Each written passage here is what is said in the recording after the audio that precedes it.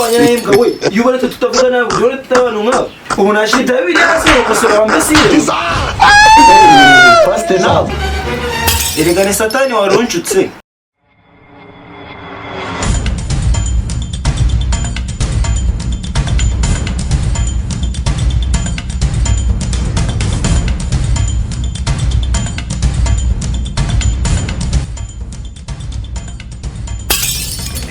Yora mpasiteri rero sinzi ukuntu nsigaye mubona n'ukuri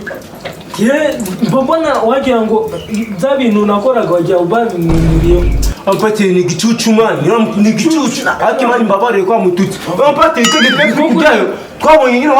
wamujama buri kuri tokose mani agiye kurapa pasiteri agiye kumureba mibi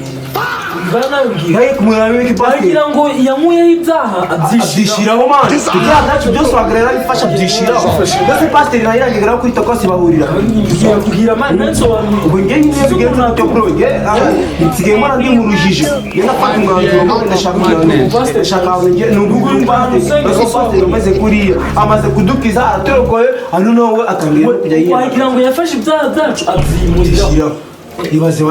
waramujama yari kumubwira ngo ngamugurire n'amabyeyi mani pasiteri muzima mani numvisha bari kuvuga ibintu numva bari kuvuga amabyeyi ngo ibintu ngo anya ngo twana mani nase pasiteri nayo iranda yajyamana n'abana gutya nawe mbona kwibaza umuntu ufite yandi ngana gutya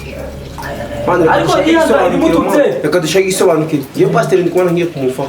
ariko reka mubwire bro nukumwihanganira wenda ushobora gusanga ari utuntu tw'udukosa ushobora gusanga nose ko nawe wagiraga ushobora gusanga ari utuntu tw'udukosa mani kumubwira mani pasiteri natwe tuzamuhindura mani tugere turebe ukuntu byifashe Jesus.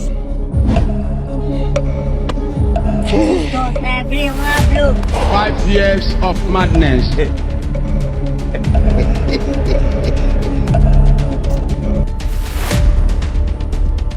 Undi pastor ujyaga mu mwuka cyane yamye kama byere bari gukoresha sha Allah wakibar ina Jesus.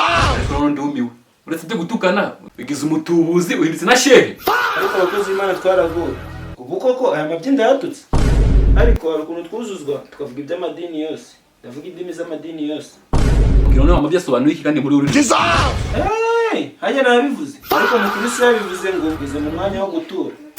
gatura amakuru gatura umagara we kumbwira iki ni rwo kumbwira